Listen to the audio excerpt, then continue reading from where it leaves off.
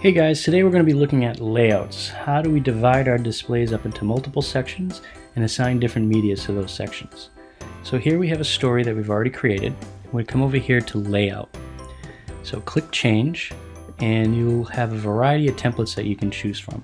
So I'm just going to choose one of those to start.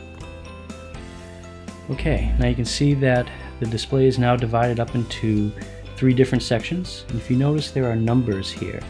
This indicates how many medias are playing in each section. You can click on those buttons to see which medias from your story are playing in that section.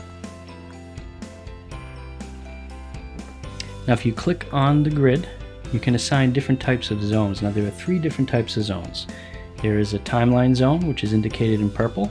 That means that the medias in your story or in your time zone are going to be playing in those areas. We'll make this one a time zone, this one a time zone, and we'll make this one a hole. Now a hole means that the medias that are in your story will not be put there. So you can assign a single media there and it will always stay. So click apply.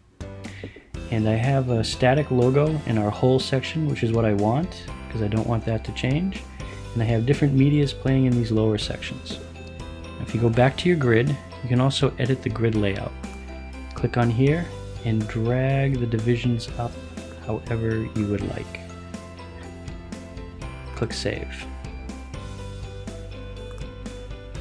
Now if you want to assign different medias to different sections, it's as simple as going down to your medias and clicking on them and assigning them to the cell you want them to appear in. There. I just put those 3 medias in this cell.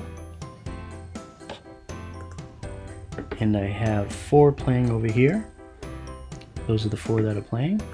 And I have 1 static image in our whole section.